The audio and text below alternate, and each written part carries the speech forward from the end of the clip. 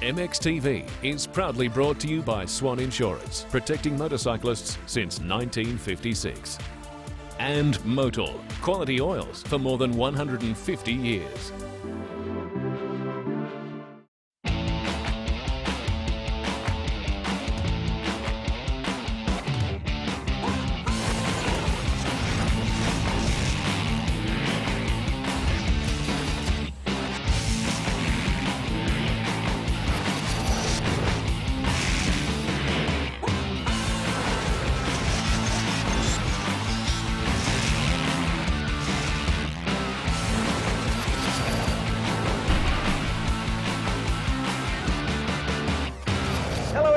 I'm Lee Hogan and welcome to MXTV. I'm joined once again by Brendan Bell. Welcome. Thanks, Lee. Great to be here, mate. Let's get on with the show.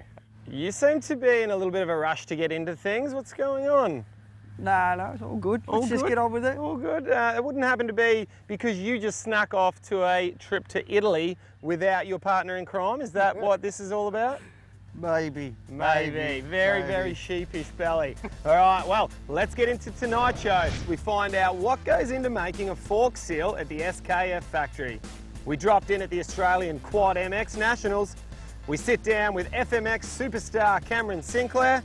We took a look at the biggest motorcycle show in the world and belly test the KLX150. Now, first up, we have a chat with Australia's very own FMX superstar Cam Sinclair.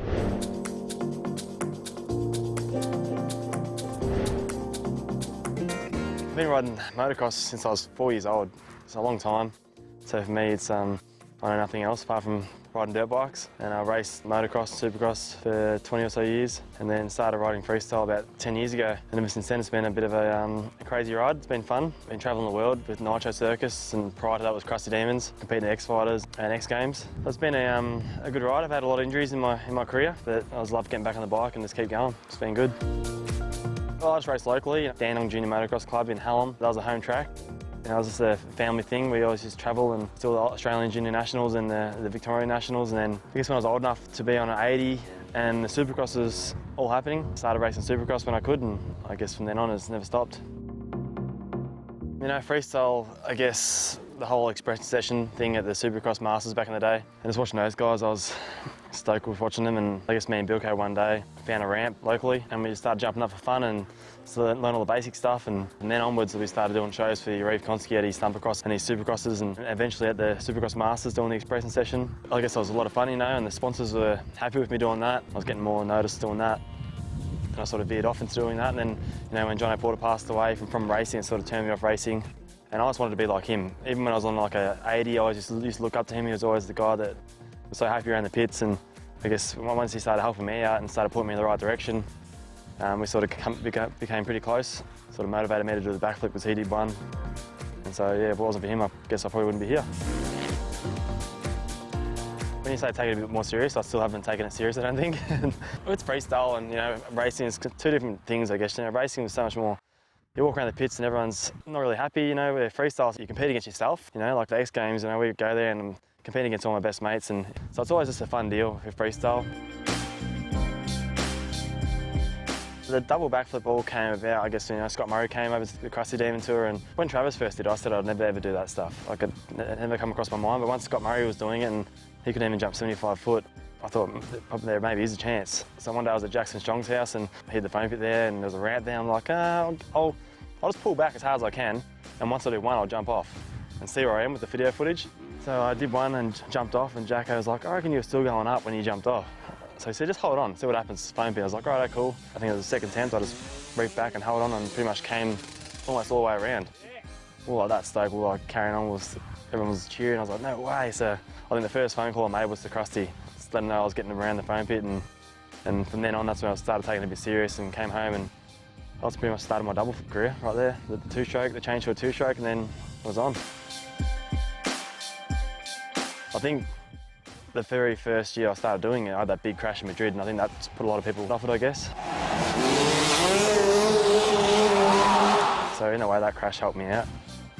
I was lucky that I had that brain injury, I guess. You know, I'm never really lucky, but just the fact that my memory was so bad, I couldn't really remember all the bad stuff about it. Just the fact that I woke up and didn't even know what happened.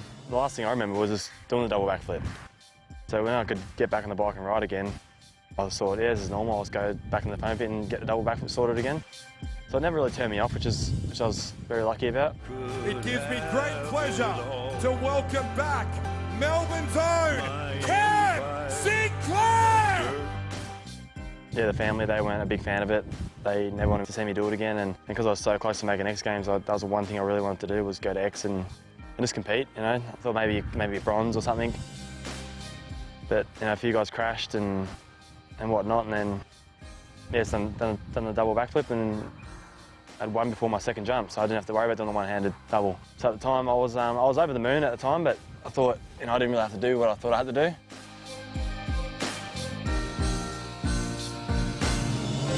Yeah, now lots changed now, you know, I'm 30 and I finally built my dream home and got some land here, my own setup in my backyard. As for riding, nothing's really changed. You know, I've taken a step back and stopped doing double backflips, but I've changed that to doing a backflip with 4 people on the bike. But that's still not as scary as a double flip, you know. It's just the fact that you're risking, not myself, but you're risking another 3 other guys' lives. Well, day to day now, my body's a bit messed up from all the injuries I've had. I go to the gym, I go down to Mad, see Joe, he always helps me out with my fitness. So I go there pretty much, you know, 3 or 4 days a week in the mornings. And then I come home, and if I can ride, I ride, you know, depends on weather-wise, you know, windy or if it's wet or not. And then play with my daughter and work around the house. You know, now I'm on 5 acres, there's so much housework to do. We've only been in this house for 8 months, so we're still doing all the gardens and stuff like that, so my days fill up pretty quick. Probably got another few more years left for riding, you know, especially with Nitro, the stuff we're doing in the show is I'm pretty comfortable with it all. So I'll probably do that for another 2 or 3 years. But saying that, I always said my whole freestyle career after all my injuries, after Madrid and stuff, I said once I'm 30, I'll be done. And I'm 30 now and I'm still probably more motivated than ever. So saying I'm going to give up in 2 or 3 years, I'll probably, 2 or 3 years time, I'll probably keep going. Because, you know, the age limit now, where I am, all the top guys are my age too, and they don't look like they're slowing down. So we'll just wait and see. I'm not sure, mate. I've got really no plans for what's next after freestyle, apart from my own truck and doing my own shows. So we'll just wait and see.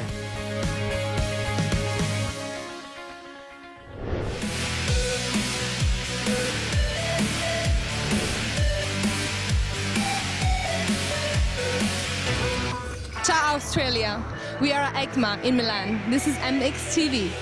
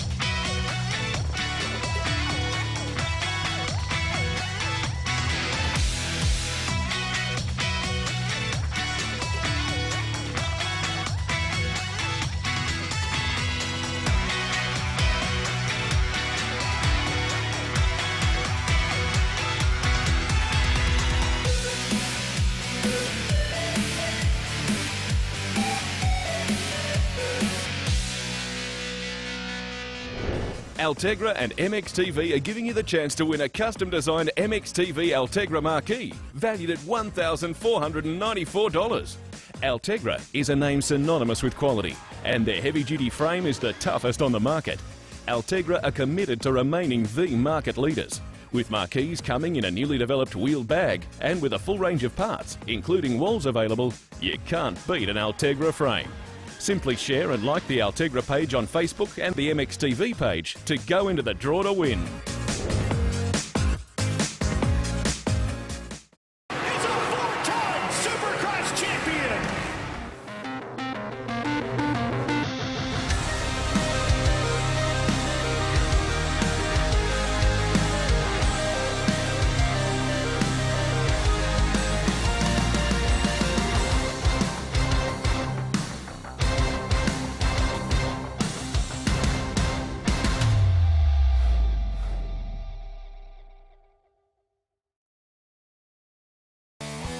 F1 Moto is Australia's leading online retailer for performance and rebuild products.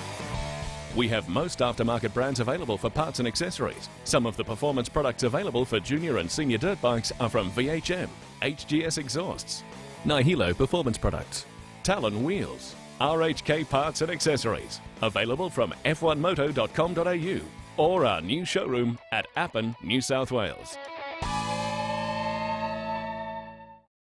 MXTV is proudly supported by KTM, Alpine Stars, Kawasaki and RK Chains. Thanks to Milwaukee Power Tools, each week we're giving away a Milwaukee toolkit valued at $480. This week's prize pack consists of the ever-handy M12 stick light, M12 job site radio, which is perfect for any workshop or at the track, as well as the M12 fuel hammer drill driver kit with 2 M12 batteries. Like all M12 products, these batteries are compatible across the range of over 40 tools and heated gear. Welcome back to MXTV, thanks to Swan Insurance. Well, this year's Quad MX Nationals were held at the Horsham Motorcycle Club, and of course, we were there to check out all the action. Let's take a quick look.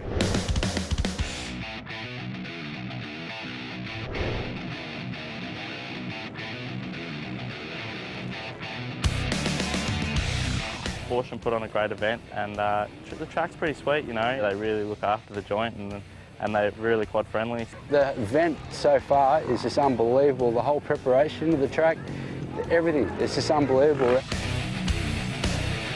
Pretty much used to race two wheels when we were real young, and then sort of went off that a bit. Dad brought back a small bike, and that pretty much kicked it off from there. That was when we were a lot younger, and then just carried on. We always started on two-wheelers, you know, back in the Nuttawading days, racing two-wheelers and MA as well. You know, we've got a couple of two-wheeler Victorian titles under our belt as well. There was a four-wheeler ride day at, I think it was a Thumpercross or Outram, and Dad jumped on a Raptor, and he thought it was the funniest thing in the world. It's funny as sidecars, and the next thing you know is 2 Polaris 90 Raptor Predator things sitting in the driveway. So Mitch and Jake were riding them heaps, and eventually I got one and went from two-wheelers to quads. And then a couple of events came up, like we were riding at the old Thumpercrosses and those type of events, and I opened a quad class, and we thought, why not enter, and it turned into a bit more fun. And yeah, it just evolved from there. We eventually got, like you do on two-wheelers, you go to the 125 and the 250 and so on, and now we're just racing the professional 450s. I'm in the junior races, they're in the senior races, they're in the pros. I'm only in the under 16 category, in the 250cc. It's real good. They give me tips on the track every time they go out for me, and they look after me a lot, besides when they kick me out of their tent. There's 4 of them, they're all on quads, 2 different brands at that. I think that's why they've been competitive. They still race the bikes as well, because they don't get the time on the quads, because different tracks don't allow quads and so forth. I think they just worked hard at it and just kept going and going up through the ranks. You know, quad racing is really good because I get to do it with my family. The whole community, the quad community, is really family orientated, so it's really good to come out on the weekends and get to relax and race quads. You can drift around corners, and just got to be loose on them, I guess. It's always fun. Never know what way you're going to go in the air. Because not as easy to fall off as two-wheelers, and you can do heaps more to them. I like to go jump around like a kangaroo, then I love to ride around and jump really high. I crash a lot less than I do on a two-wheeler. That's probably my favourite part. I know I seem to be pretty good at it and have a lot of opportunities come up through it, so I have more fun racing quads than I do two-wheelers. It's a struggle with the quads for practice because you can't go down to your local motorbike track. There's only a couple in Victoria that let you practice. Other than that, it's really private tracks that you can train on, so whenever I'm training with my brothers that I race against, so. I just love seeing the kids. I love the atmosphere. To me, with quads, it's just totally different to bikes. It's just something different with quads. Whether it's just like the way people interact with each other, we just all seem to get out, we all seem to help each other out. I think it's more or less because the sport has died off, and we know that the juniors are the future of the sport. And without the juniors out there having fun, we have no sport. Yeah, give it a go, definitely. You know, we've come up from 90cc's and all the way up through above, and you know, it's a really good sport to get into, great community, and it's a lot of fun. Okay, next up is a world exclusive. When I was in Italy, the SKF factory invited me to show me how the fork seals are made. Now that may not seem like a lot. However, there's never been a film camera crew in the factory ever before. So let's go and see how the best fork seals in the world are made. SKF was born in 1907 and it was founded from a guy named Sven Winquist in Gothenburg, Sweden. And Sven was an innovator. He actually invented a double-row self-aligned ball bearing to solve a problem. That's how we still do our work today. We solve customers' problems and we invent new technology to serve our customer with new state-of-the-art product to make their business better. At the moment, we are present in more than 130 countries. We have manufacturing facilities actually in 28 countries, and today we have more than 15,000 distributors. We have been in Australia from some time now, and we actually have our first agent established in Australia in 1907. SKF is today much more than bearing. The knowledge engineering company we are today spans across 5 technology platforms: bearing, seals, mechatronic, services, and lubrication services. So here we are in the seals factory today in Villanova, which is one of the core in our seals factory. As a lot of things in SKF, we have innovators. And one of these innovators was here working in Villanova, and he was a very passionate, he still is, a very passionate off-road bike rider. And he had a problem with his bike, with fork seals, and that's how the whole thing started. The R&D of the fork seals is actually in this factory, and we have a group of very high-motivated engineers working for this. And here we also do the R&D of all the two-wheelers product, not just the fork seals. We have several processes in the R&D department, starting from an idea and a sketch, and then selecting the right design and the right material. There is no good seal that doesn't have a perfect combination between the two. And then when we have done this, we will of course test every piece. We have a material laboratory here and also a testing environment to make sure that we continuously improve the product. And in the case of fork seal, we have some simulator testing, but also we go outside into real test field, so on the track with drivers, and make sure that our products are actually following up what they need to be for the final driver. So from a manufacturing perspective, we start with the material, which is an SKF-owned recipe, and the preparation of this material and the metal part that goes inside to be able to arrive in the process area of the factory at the same time. Then they get combined together in a press that will actually bond the metal and the rubber together. Then we have 100% check in everything that we do. So it doesn't really matter which process we are going through in the production process. We check 100% of all product. And then we finally get it packed, go to the market. I could tell you a million reasons, but the knowledge and the passion that we put into the product, that's actually what makes them better than anything else.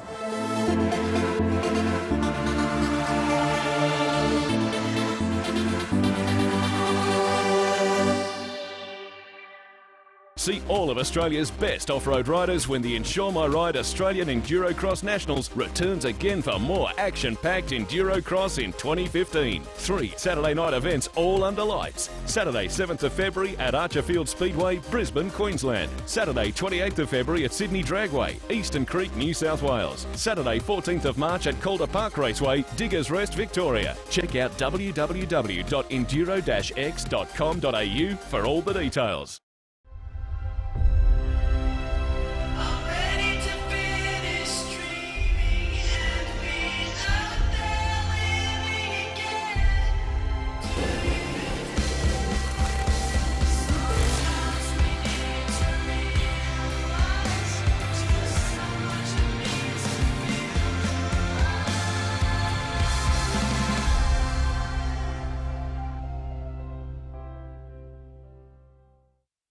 MXTV is proudly supported by Suzuki, Bell Helmets, YAMAHA and Kinchrome.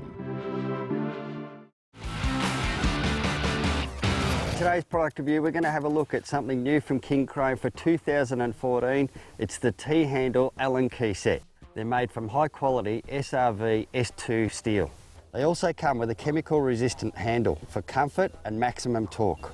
The heavy duty blow moulded case that they come in is designed to fit the Kinchrome tool trolley drawers. Now if you don't want to buy a set of the T-handles, you can buy them individually as well. Of course, we only use a few on the dirt bikes. Now I feel you get a much better feel with the T-handle Allen keys as opposed to the right angle alternative. Now what I personally like about these is the weight and also how comfortable they feel in your hands. It makes putting bolts in and taking bolts out a breeze. Now of course I'm going to say Kinchrome's a great product, but I happen to be at the Nuttawading motocross track and Tim from 811's here, so we thought we'd give him the T-bars to have a play with. What do you reckon, mate?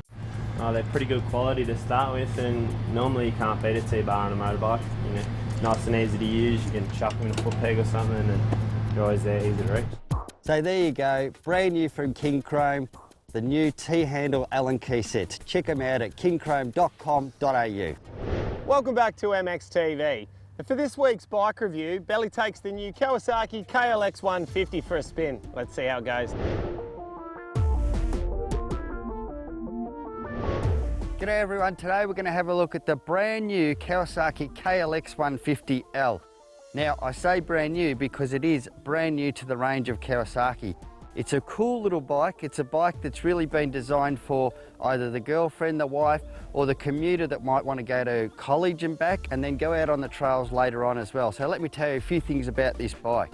Now it's got 21-inch front wheel and an 18-inch back wheel. That's going to help you when you're out in the bush. It'll handle a lot better with those size wheels on it. And of course you can put knobbies on those rims as well if you do want to do hardcore bush riding. It comes with a 4-cylinder 150 engine that's carburetted. It's got a steel perimeter frame, which they say gives you excellent handling capabilities.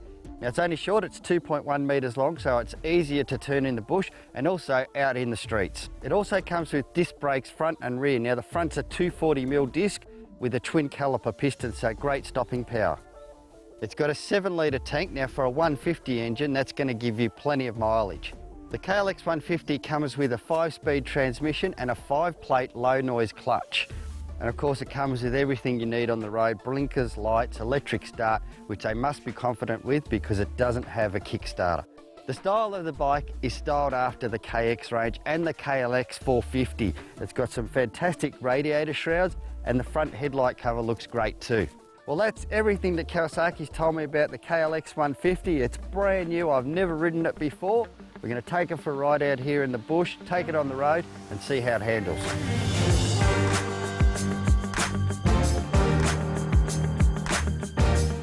Now, first up, let's remember that this bike is not an enduro bike. It really is a dual-purpose bike. It's made for the road and the dirt. It's really made for stuff like this, like the fire trail roads.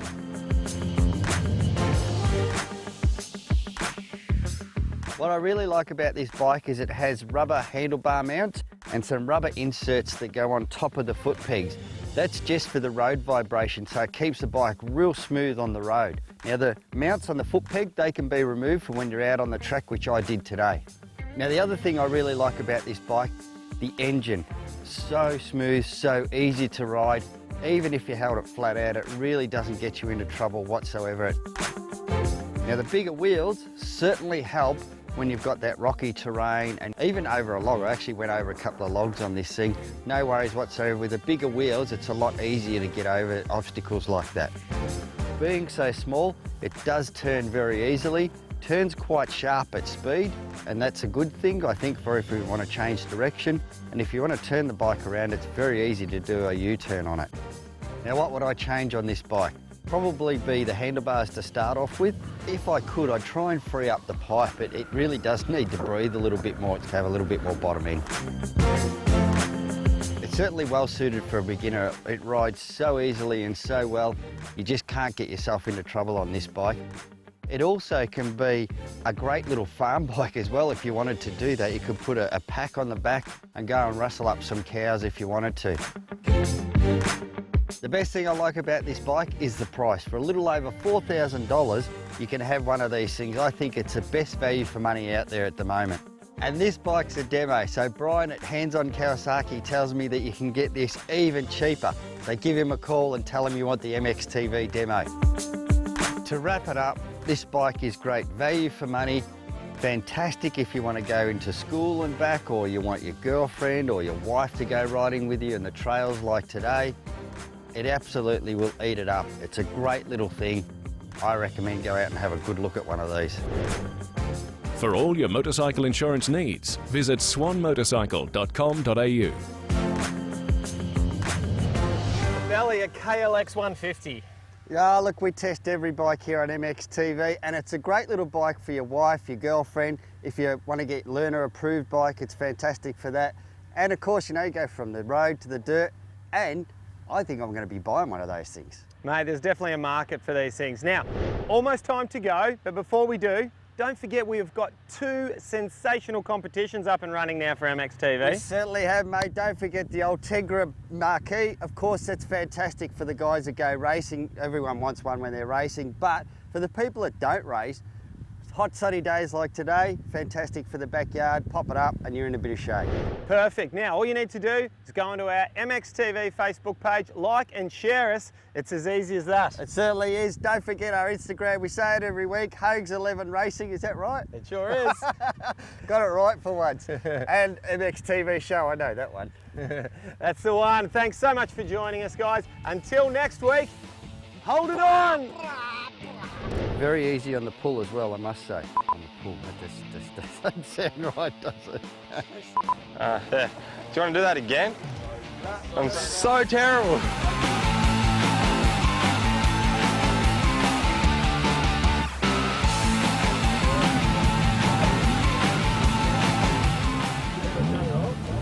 I don't know how to turn it off either.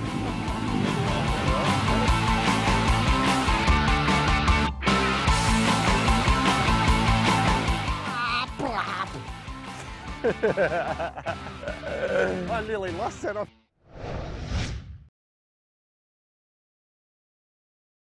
MXTV is proudly brought to you by Swan Insurance, protecting motorcyclists since 1956. And MOTUL, quality oils for more than 150 years.